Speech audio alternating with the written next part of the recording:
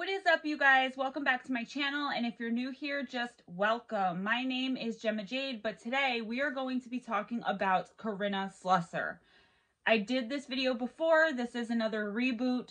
I chose this one because, again, I didn't like the editing in the last one. I didn't like the camera angle. It was very unprofessional, and I think that these victims and their families deserve more than that. I didn't really know what I was doing. I didn't understand the heaviness of the responsibility. So I hope that you guys will bear with me, rewatch this. Corinna still might be out there somewhere. So it's really important that we share this and get this case out there. I want to do a trigger alert, which I usually don't do because I feel like if you're watching true crime videos, you should kind of know that things like sexual assault or, you know, something happening to a child, whatever, may come up. I mean, it's true crime, it's real stories, it's real crimes that have happened. However, this involves human sex trafficking, and as ugly as that is to talk about and as that triggering as that might be to some people, it does happen, and it probably happens in your neighborhood. I say it all the time. We cannot turn a blind eye to these types of things, and Corinna still might be out there. Her parents, her family, her loved ones, her friends are still looking for her. And I think the least we can do is give her a bigger voice, shout it to the rooftops that we're not going to tolerate things like this in the United States or anywhere else. This is so big in the United States alone. I don't know statistics, but this case really disgusted me. It really hit me on a deep and personal level. So the trigger alert, human sex trafficking, sexual assaults. If this is going to trigger you or hurt you in any way, I will put another video up for you and you can go and check that out. No harm, no foul. But for the rest of us, let's get started and talking about the disappearance of Corinna Slusser. Corinna Slusser was born in Bloomsburg, Pennsylvania on October 6, 1998. So she was a Libra. She was 5'7" tall and 140 pounds, my exact size. Corinna had big dreams of becoming a makeup artist, and if you look at her now dormant Twitter and Instagram accounts, she was really, really good, and she could have been, in my opinion, very successful in this field.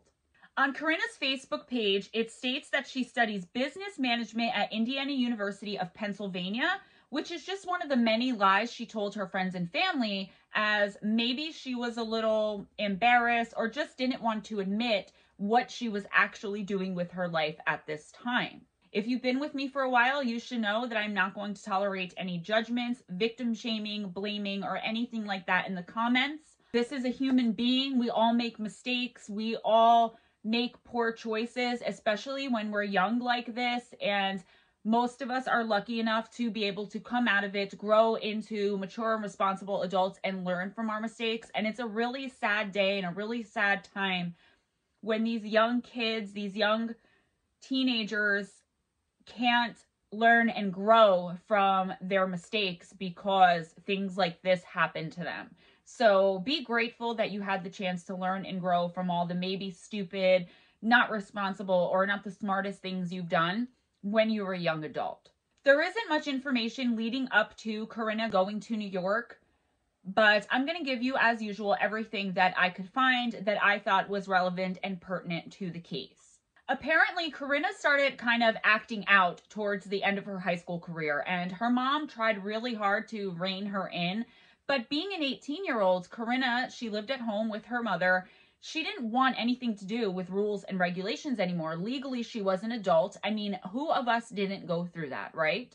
Corinna actually did not graduate high school. She dropped out in 2017, one credit shy of graduating. She moved out of her mother's house and in with some friends.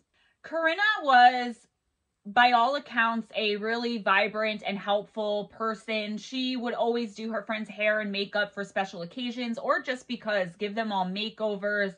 So she was really talented. She always wowed her family and friends with these talents, and she was even going to start a YouTube channel about how to do makeup. I think she would have been so incredibly successful, and it really hurts me to think of the potential lost with Corinna Slusser.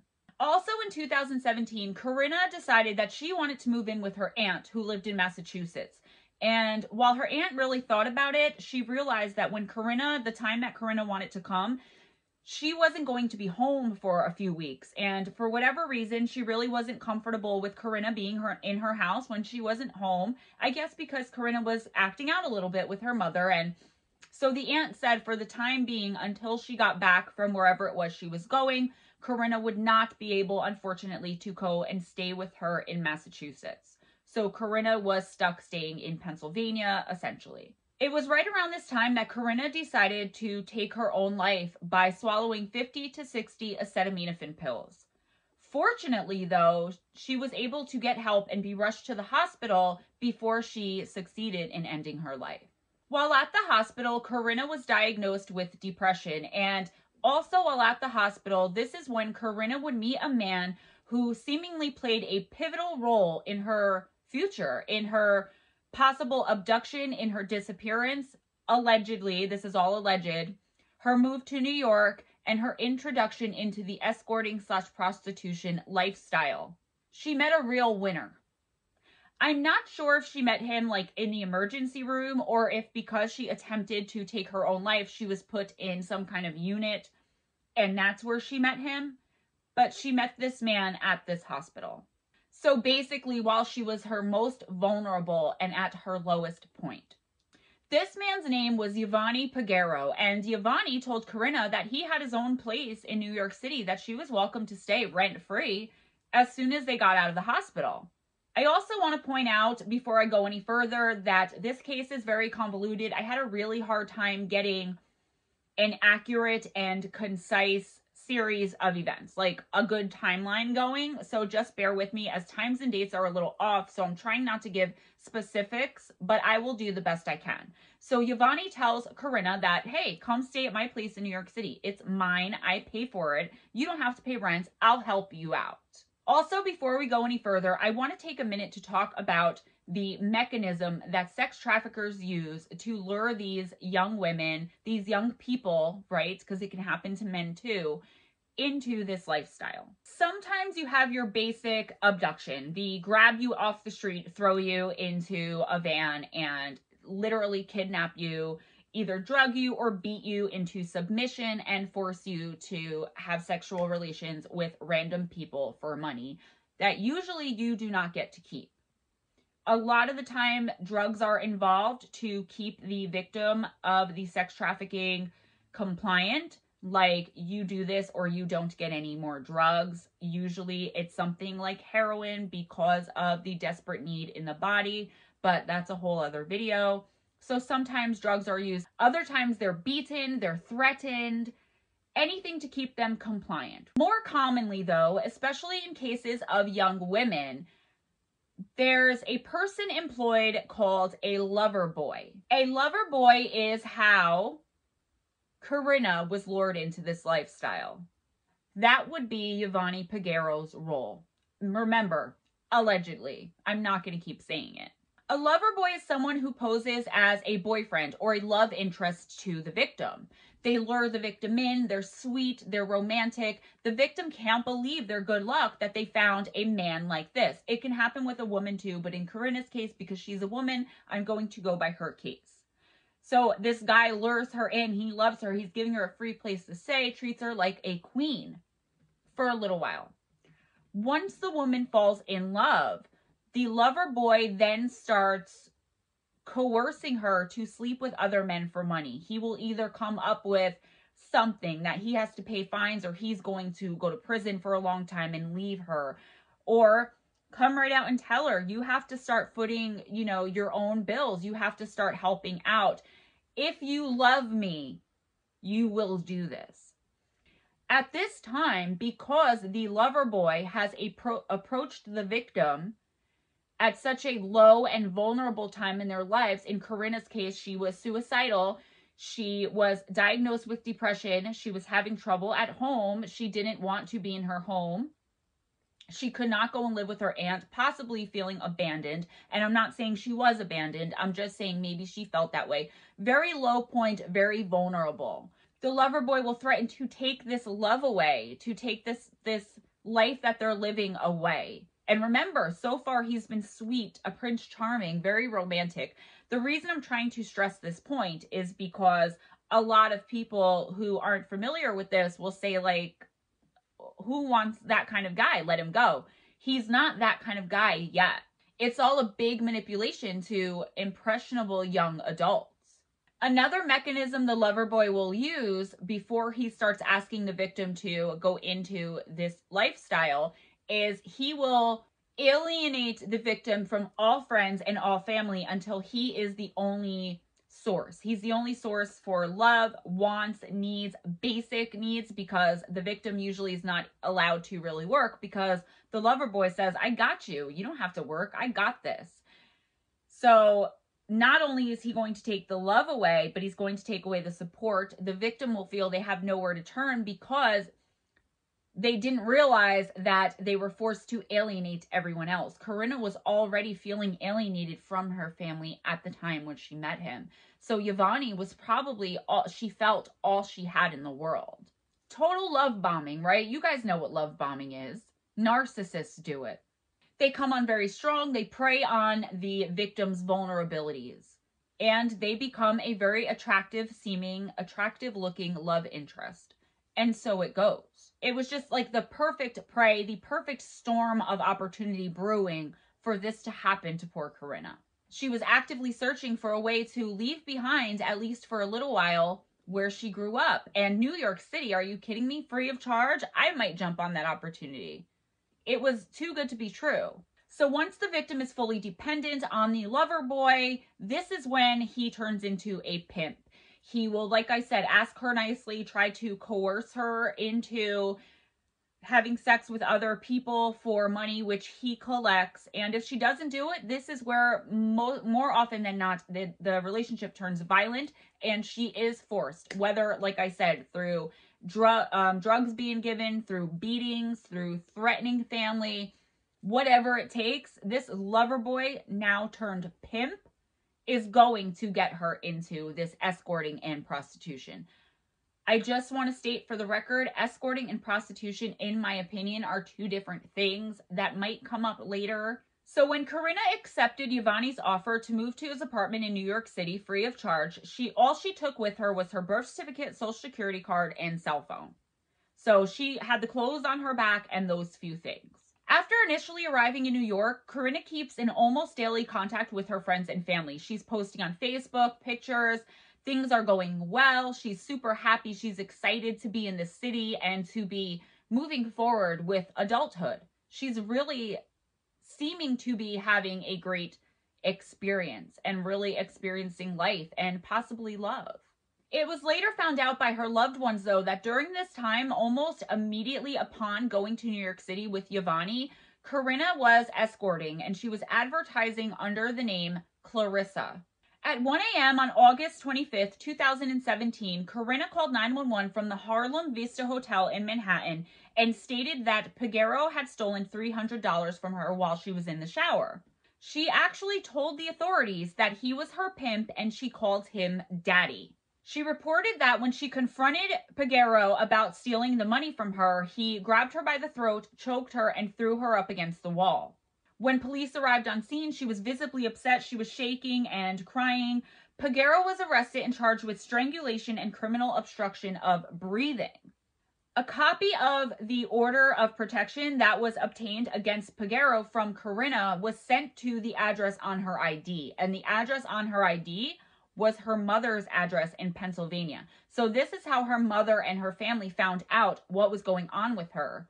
However, when her mother saw this protection order against Yvonne, she asked Corinna about it, like, what's going on here? And Corinna shrugged it off as no big deal, like it was just a little argument got out of hand. And as a mother to an 18-year-old, what do you really do? If your child tells you it's no big deal and she's not leaving him and she's doing fine and it was just a one-time kind of thing, what do you really do? Whether she wanted to do something or not, in my opinion, I don't really think she could have done anything because Corinna was an adult. She was expressing her authority over her own life, right? That's why she was acting out to begin with. She didn't want rules or regulations. She wanted to be her own person and go out and enjoy the world. So I don't think there's much that Corinna's mother could have done. So this next meeting is very important, but I'm not sure how it happened. I don't know if Corinna cut ties with Giovanni herself and went out onto her own, or if Giovanni passed her off. Remember, we're talking about human trafficking. At this point, yes, Corinna was an escort, a prostitute, whatever you want to call it. She wasn't a human anymore. She was a slave. So basically Giovanni owned her. So what I think, just using what I know, is that because she had him arrested and got this protection order against him, he was pissed. So he passed her off. I don't think she had the freedom over her own life anymore to cut ties with Giovanni and go off on her own. So either way, Corinna ends up at a motel in the Bronx with a wannabe rapper and pimp named Ishi Woni. Woni is there pimping out another girl who goes by the name Jessica Wabbit. No judgment, guys. No judgment. Woni allegedly takes Corinna under his wing, and he posts ads for both her and Jessica Wabbit using all three of their cell phone numbers as callback numbers for clients. Unsurprisingly, Jessica Wabbit started to become jealous of Corinna and of Woni's attention to Corinna. She started this whole big scene. So it kind of forced Woni to bring Corinna to a different hotel to advertise her services. And this was the Haven Motel, and it was in Queens, New York. On around September 10th, Corinna makes her last post onto a social media account, which I think is Facebook, but I'm not 100% sure. She posts a picture of someone smoking a blunt, and the location is in the Bronx, New York. It was also around this time that Corinna called her mother and told her that her social security card and identification were stolen, and she wants to come home. I think this is another mechanism that these sex traffickers use to keep these women in line. Where is she going to go with no money, no ID, and no social security card? So she can't prove who she is. She can't get on a plane. She can't get a bus ticket. She can't do anything to get away from them now. And this is what they do. According to her family, this was the last time they ever spoke to Corinna. She had never picked up another phone call or made another phone call from that particular cell phone, the one she brought from home, ever again.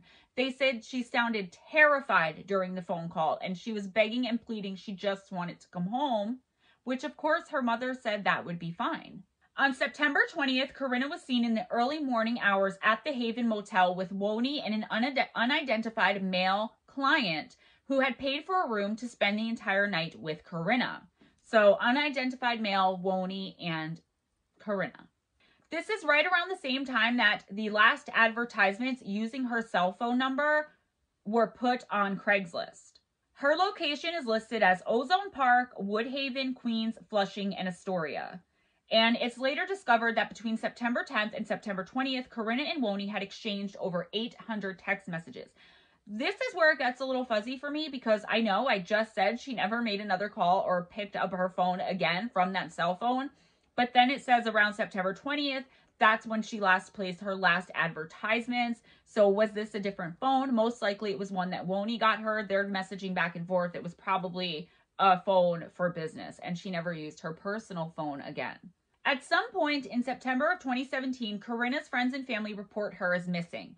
The police tell them not to release any information on social media to, the newspapers, to the local news. Do not release any information about her being missing, because if she is being sex trafficked, which they thought was highly likely given the situation and the circumstances, it might scare her captors into moving her somewhere else where they'll never find her, to just keep moving her, or to hurt her or possibly kill her, because they're afraid now that this is going to turn into a big thing. This girl is being missed. She's being looked for.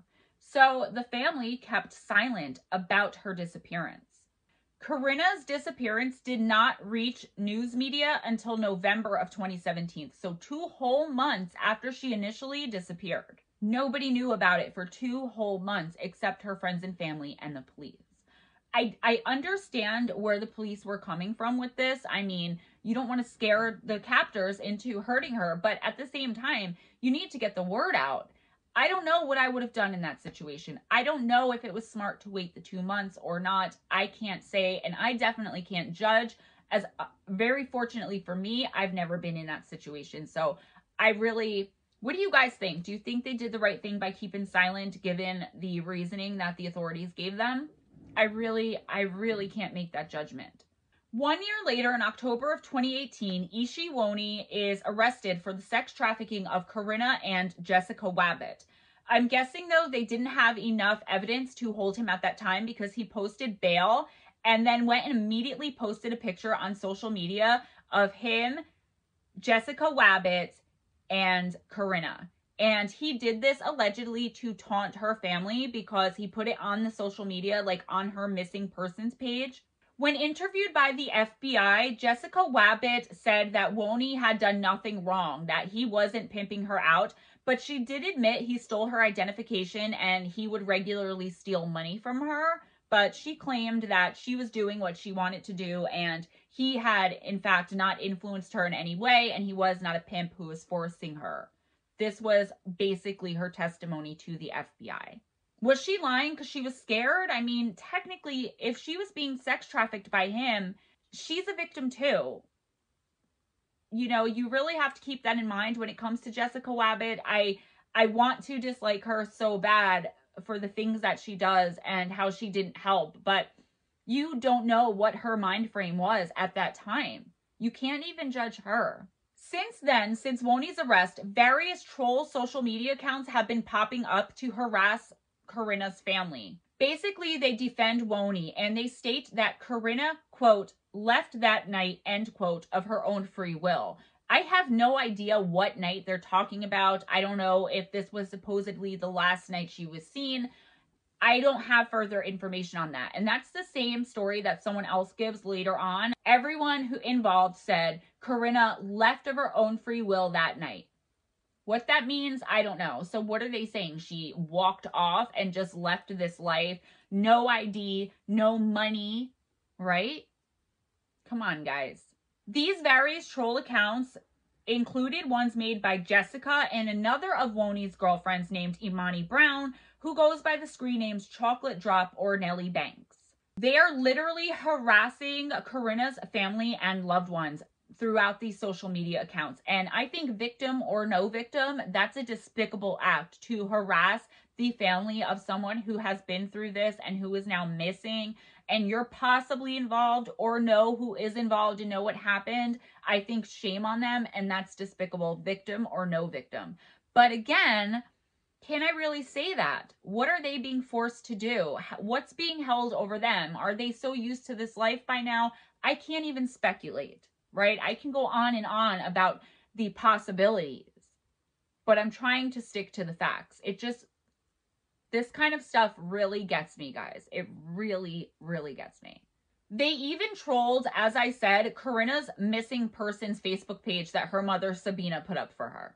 They also harassed Sabina personally, and to this very day, the whereabouts of Corinna Slusser remain unknown. The most current information that I could find on Corinna Slusser's case was this. On November of 2019, Ishi Woni was sentenced to 15 years for pleading guilty to the sex trafficking of a minor and other trafficking prostitution-related offenses. In the courtroom, Sabina cried out and begged and pleaded with him to tell her what happened to Corinna, where Corinna was, and if she was still alive. Ishi responded basically that he wishes he could help her, but he has no idea what happened to her or where she is. He states, quote, I never passed her off to anyone, end quote. He also said, quote, I pray she is alive, end quote.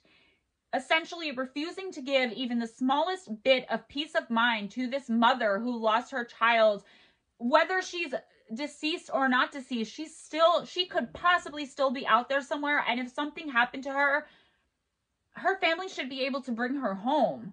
I pray that she's alive, but I even feel bad praying that she's alive. Is that really being alive? Being a slave, sex trafficked?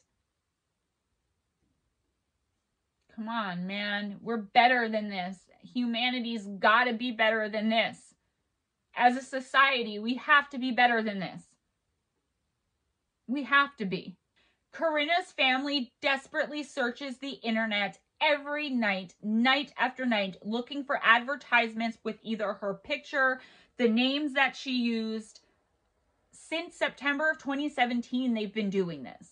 This case is tragic on so many different levels, and that's why I decided to redo it, and I hope to get more of the word out there. Please share this if you think it's worth sharing.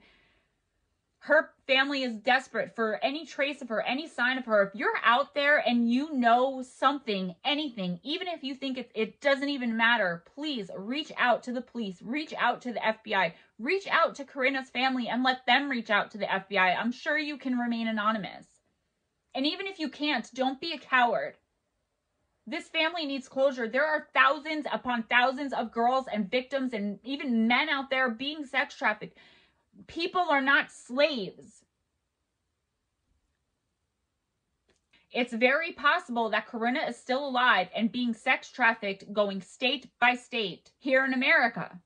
If you have any information regarding the disappearance of Corinna Slusser, I am going to put the phone number for the NYPD Human Trafficking Task Force on the screen here and in the description box. As I said, guys, this is all the information that I have, the most updated information. If you know anything else, reach out to me through email, leave it in the comments. This case is really important to me. Again, I really wanted to redo it, get the word out there, put a little more life into it. I'm only one person. I don't have a ton of subscribers, but I do have a voice and I can use it, and we can all use our voices. I want to let you guys know that my birthday is Monday, March 1st, which as I'm filming is tomorrow, but you won't see this video until afterwards. It may or may not be a short week for me just because of that, but I'm working on a brand new series. It's going to be local urban legends, but I'm going to need your guys' help.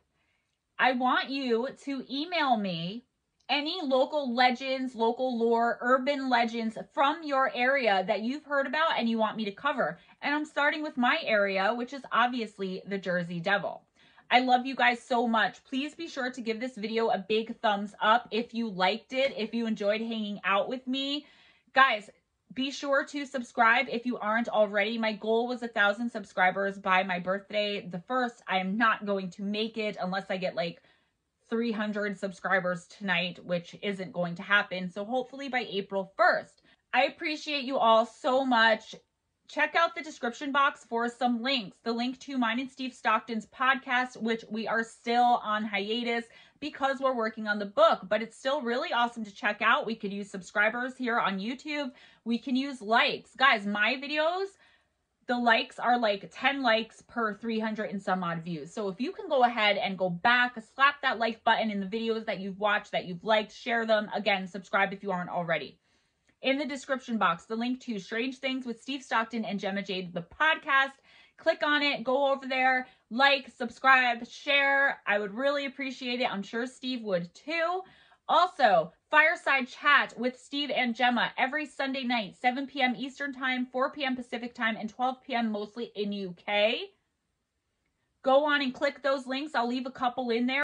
Also, if you're able to financially support the channel, I would really appreciate it, guys. I'm not monetized. I do this full-time, and it is a lot of work. So if you can help me out financially, please click and become a patron. Click the Patreon link in the description box below, or make a one-time donation to my PayPal and I'll give you access to the Patreon only content. To my patrons now, you're beautiful, you're wonderful, I love you. There is more better content coming soon, and I learned how to give early access to videos, so I'm going to try to do that as quickly as possible to show you guys my appreciation. I appreciate all of you so much from the bottom of my heart, helping me grow and helping me learn, being so kind and so patient. You guys, it just means the world to me being able to do this and having people actually like me and listen and pay attention. So thank you. Be kind, everyone. It doesn't cost anything and can gain you so much. Let your kindness show. I just want to show you my new shirt. The Ted Bundy Beetle. It was a birthday present to me. I've also got some really cool ones that Steve and my sister got me for my birthday. I'll be wearing in future videos. So anyway, guys, have your best day. Have your best night. I really hope you enjoyed this video, paid attention, and I hope that you will like and share it. Love you guys so much, and I'll see you next time. Mwah. Bye-bye.